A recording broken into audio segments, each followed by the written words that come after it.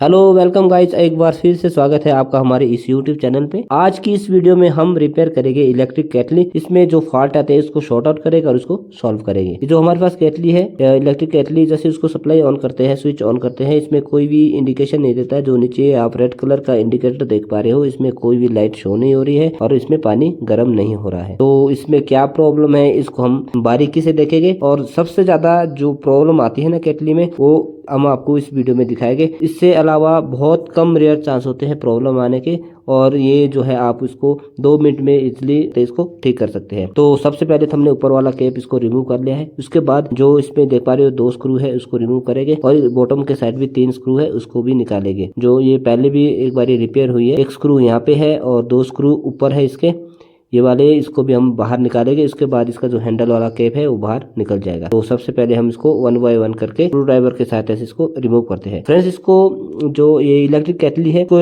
Repair करना बहुत आसान होता है, बहुत इजी तरीके से ये रिपेयर हो जाती है। इसमें बहुत ही माइनर फॉल्ट रहता है, ज्यादा हार्ड फॉल्ट नहीं होते, ज्यादा कनेक्शन भी नहीं होते हैं, पर इसको आप इजीली घर बैठ कर इसको रिपेयर कर सकते हैं, इसकी मेंटेनेंस कर सकते हैं। तो हमने सभी स्क्रू को, तो फ्रेंड्स अब हम इसका जो ऊपर वाला कैप है उसको बाहर निकालेंगे। उसको इस तरह से ऊपर उठाना है और ये बाहर निकल जाएगा। जो आप ऊपर ब्लैक कलर का देख पा रहे हो, इसमें 2 वायर है, नीचे से आई है। ये वायर की सप्लाई नीचे जाती है। जो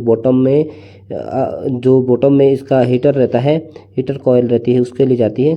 तो इसको सबसे पहले ऊपर वाला ये तो जो लॉक का नट होता है, उसके बाद ये जो स्विच है ब्लैक कलर का देख पा रहे हैं, ये स्विच है ऑन ऑफ का स्विच, जहाँ से सप्लाई ऑन ऑफ होती है। इसको इस तरह से आप लॉक के थ्रू जुड़ा रहता है, इसको बाहर निकाल सकते हैं। उसके बाद जो अंदर वाला ये देख पा रहे हैं आप, इस जो स्विच है एक स्प्रिंग के थ्रू आपस में अटैच्ड रहता है, जिसके बाद ये ऑन ऑफ करके इस तरह से सप्लाई को पास करता है, सप्लाई को ऑफ करता है। तो इसको बाहर निकालने के लिए सबसे पहले आपने क्या करना है, इसको बाहर निकालने के लिए जो में एक स्क्रू होता है, जो आप देख पा रहे हो, पहले आपको बाहर निकालना पड़ेगा।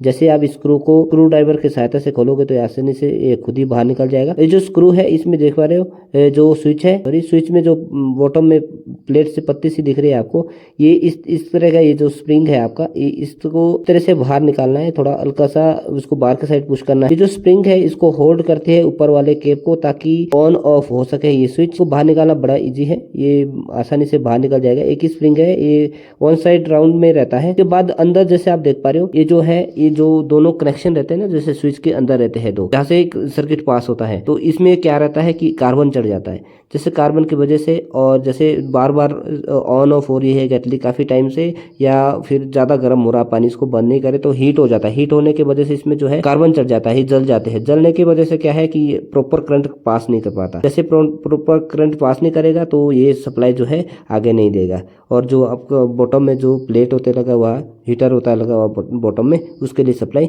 नहीं जाती है। जो हीटर एलिमेंट जो बॉटम में रहता है केटली का, उसके लिए जब सप्लाई नहीं जाएगी तो फिर उसके बाद क्या है, ये केटली ऑन नहीं होगी। तो इसको हमने पहले स्क्रू ड्राइवर की सहायता से या रेग मार के कोई और चीज है तो इसके दोनों टर्मिनल को घिस लेना है। घिसने के बाद हमने इसको वापस उसी तरह लगाना है। इसको लगाना दोस्तों देख लो, जैसे आप ध्यान से इसको लगाने के लिए क्या है, पहले जो ऊपर ओपन की साइड जो स्प्रिंग है ना, जहाँ से खुला हुआ है, उसको ऊपर के साइड रखना है। उसके बाद जो ऊपर वाला इसका कैप जो हमने बाहर निकाला था, उसको अंदर की साइड दबाना है और फिर उसके बाद अपोजिट साइड में पुश करना है। जैसे कि आप वीडियो में देख पा रहे हैं, इसको अपोजिट साइड में तरह से पहले पुश करना है, फिर अपने साइड ऊपर के साइड इसको हल्का सा पुश करना है। तो जैसे कि आप वीडियो में देख पा रहे हैं, इस तरह से फिर ये जो ऊपर वाला जो स्विच है वो लग जाएगा। स्विच रिपेयर हो गया है दोस्तों। इसमें सिर्फ इतना सा ही फॉल्ट था, ज्यादा बहुत बड़ा फॉल्ट नहीं रहता है, स्विच का ही फॉल्ट रहता है। तो सबसे पहले जैसा कि आपने वीडियो में देखा कि हमने स्प्रिंग को रिमूव किया है। स्प्रिंग को रिमूव करने के बाद इसके अंदर के जो फॉल्ट थे उसको देखा। तो अब हम क्या करते हैं, जो ये स्विच है, तो स्विच को जो है हम पहले इंस्टॉल कर लेते हैं केटली में।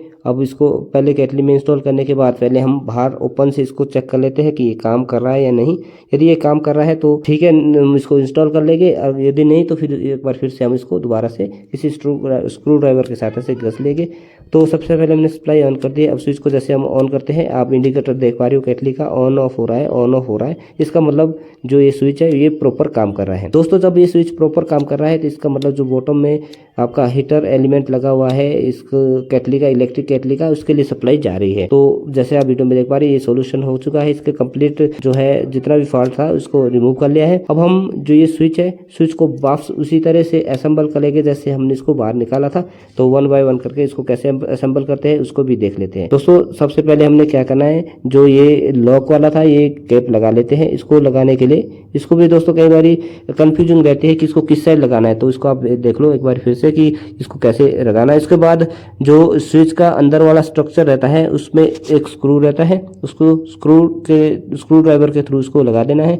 और इसके बाद जो है ये लॉक कैप होती है उसको लगाना है। उसके बाद जो स्विच है, स्विच में ऑन ऑफ में 1 0 रहता है। तो 0 का मतलब ऑफ, ऑन का मतलब ऑन। तो 1 नीचे रहेगा और 0 ऊपर के साइड रहेगा। तो दोस्तों इसी तरह से हम इसको लगा देते हैं। उसके बाद जो इसकी जो ऊपर वाली केप है हैंडल की उसको लगा लेते हैं। 2 स्क्रू इसमें ऊपर के साइड थे और 2 स्क्रू इसके एक स्क्रू इसके बॉटम साइड में था।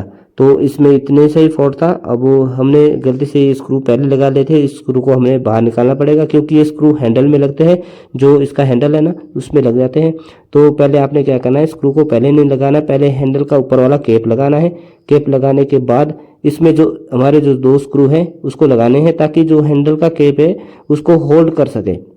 ये स्क्रू इसी के लिए रहते हैं ताकि जो ये ऊपर का केप है हैंडल का उसको होल्ड कर सके, उसके लिए रहते हैं। तो हमने स्क्रू ड्राइवर की सहायता से दोनों स्क्रू को लगा दिया है। अब इसके बॉटम के साइड में एक स्क्रू हमने निकाला था, जो जैसे कि आप वीडियो में देख पा रहे हो, इस स्क्रू को भी वापस स्क्रू ड्राइवर की सहायता से अच्छे से टाइट कर लेते हैं।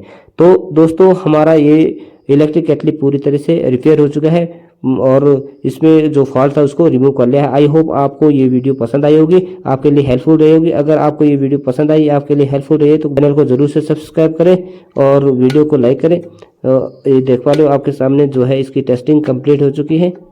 थैंक यू दोस्तों, thank you watching this video. मिलते हैं नेक्स्ट वीडियो में।